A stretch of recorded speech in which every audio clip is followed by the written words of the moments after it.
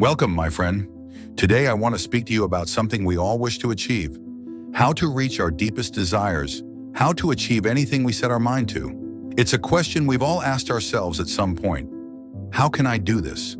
How can I become the person I am meant to be? And often, when we face the obstacles of life, this question seems even more urgent. But what if I told you the key to achieving everything you desire is simpler than you think? The first thing I learned on my journey, something that took years to truly understand, is that the mind is incredibly powerful. But just as a river can be both calming and destructive, so too can the mind shape your reality in ways you cannot imagine, depending on how you choose to focus it. Imagine that you are that river.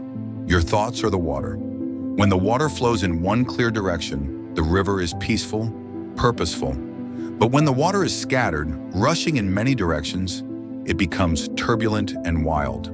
To achieve anything, you must first clear your mind, focus it, and direct it with intention. The problem is not that you don't have potential, it's that your energy is scattered. You may want to achieve many things, but your mind is pulled in 100 different directions, unable to focus. One of the most important lessons I've learned through years of meditation and contemplation is that true power comes from presence. If you want to achieve something, you must first fully embrace the moment, right here, right now. You cannot achieve anything in the future if you do not first conquer the present. Take a moment and ask yourself, where is your mind right now? Are you here with me, listening and learning? Or are you already thinking about tomorrow's tasks? The mind, much like a restless bird, is always flitting from one thought to the next.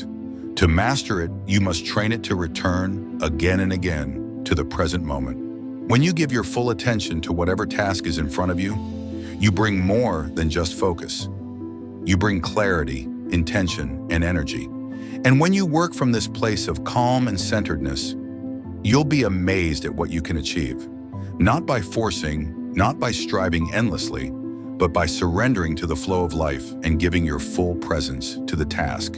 Another lesson I have learned in my life is this: the path to achieving anything is not linear. We often think of success as a straight line, goal, effort, achievement. But in truth, it's more like a winding mountain path, full of unexpected turns, obstacles, and moments of doubt. It's in those moments that you must remember something very important. Failure is not the end. There was a time when I too struggled. I wanted to reach a higher state of peace, to deepen my understanding, but the path was often unclear. I stumbled, I faltered. I thought I had failed many times. But with each step, I learned that failure is not something to be feared. It is an opportunity to learn, to reflect, and to grow. Without those failures, I would not have learned the true meaning of persistence. You see, when you are on the path to your goals, persistence is not about never falling. It's about always rising, with humility, with gratitude for the lessons each setback offers. Don't be afraid of failure. Embrace it as the teacher it is. It shows you where you need to adjust, where you need to grow, and where you need to be more mindful. And lastly, remember this: the most important thing you can do is let go of expectations.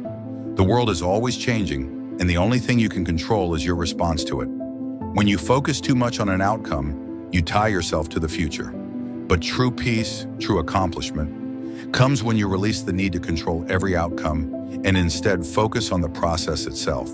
The flower does not rush to bloom. It trusts in the process of growth.